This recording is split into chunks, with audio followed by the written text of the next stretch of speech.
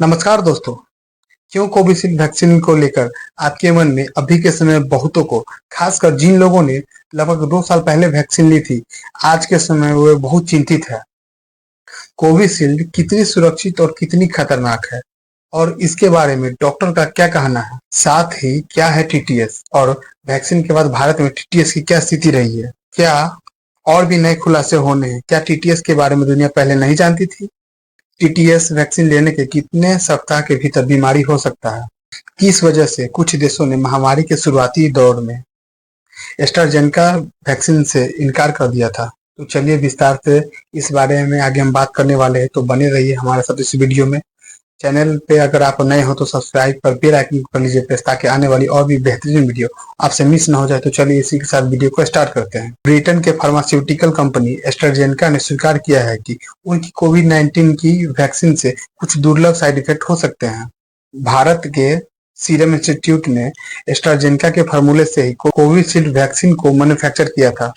Britain के media के अनुसार कंपनी के खिलाफ 51 मुकदमे चल रहे हैं। दर्जनों मामले ऐसे हैं जिनमें आरोप लगाया है कि टीके के कारण जाने गई है और कई लोग गंभीर रूप से बीमार पड़े हैं।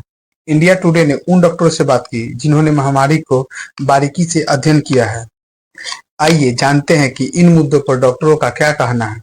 हैदराबाद के अपोलो हॉस्पिटल में न्यूरोलॉजिस्ट डॉक्टर सुधीर कुमार ने कहा कि एस्ट्राजेनेका ने कोर्ट में स्वीकार किया है कि कोविशील्ड और वेक्सजेवरिया ब्रांड नामों के तहत बेचे जाने वाली उनकी वैक्सीन के टीटीएस यानी थ्रोम्बोसिस विथ थ्रोम्बोसाइटोपेनिया सिंड्रोम नामक साइड इफेक्ट होने की संभावना बहुत ही कम है।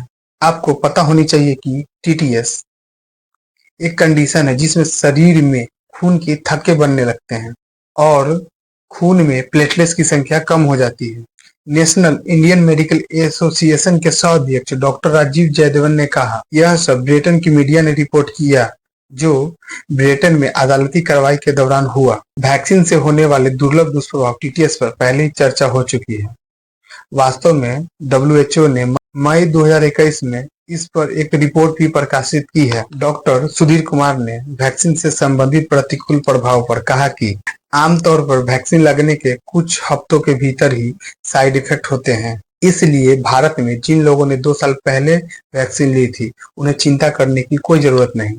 नेशनल इंडियन मेडिकल एसोसिएशन के सह अध्यक्ष डॉक्टर राजीव जयदेवन ने कहा कि यह साइड इफेक्ट पहली खुराक के बाद पहले महीने में ही होते हैं, उसके बाद नहीं। डॉक्टर सुधीर ने इस सवाल पर कहा, वैक्सीन के बाद टीटीएस के मामलों की जानकारी सामने नहीं आई, केवल इसके अलग अलग मामलों की रिपोर्ट दर्ज की गई है, जबकि वैक्सीन की लाखों खुराक दी जा चुकी है। इसलिए कोविड टीकाकरण के बाद टीटीपी यानी थ्रोम्बोटिक थ्रोम्बोसाइटोपेनिया पर पूरा होना अत्यंत दुर्लभ है।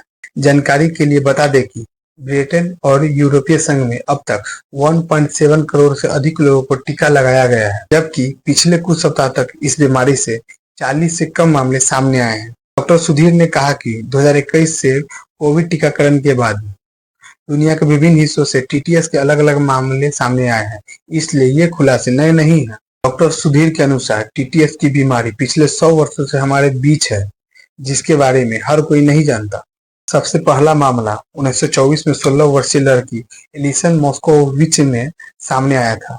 टीटीपी के बारे में हम 1982 से जानते हैं और यह पिछले 4 दशकों से चिकित्सा पाठ्यक्रम का हिस्सा रहा है। डॉक्टर सुधीर ने स्वीकार किया कि कोविड के टीके खून के थक्कों का खतरा बढ़ा सकता है, हालांकि इसका रिस्क बहुत कम है। कार्डियक अरेस्ट या दिल के दौरे के अधिकांश मामले में इसके पीछे वैक्सीन होने की वजह न के बराबर है।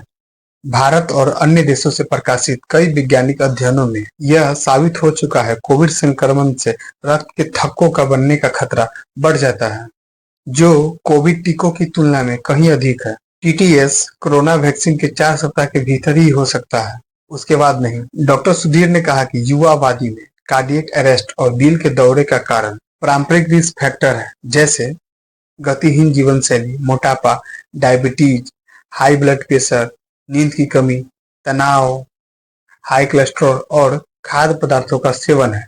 कोविड संक्रमण से भी खतरा बढ़ गया है, लेकिन बहुत कम मामलों में ही कोविड वैक्सीन जिम्मेदार हो सकती है। डॉक्टर सुधीर ने कहा कि उनकी मुख्य चिंता वैक्सीन की सुरक्षा थी, जिसमें वैक्सीन के कारण खून के थक्का बनने का भी खतरा शामिल था। डॉक्टर जयदेवन ने कहा कि टीकाकरण के लिए अलग अलग देशों की अलग अलग प्राथमिकताएं संसाधन, सीमाएं और प्रोटोकॉल है।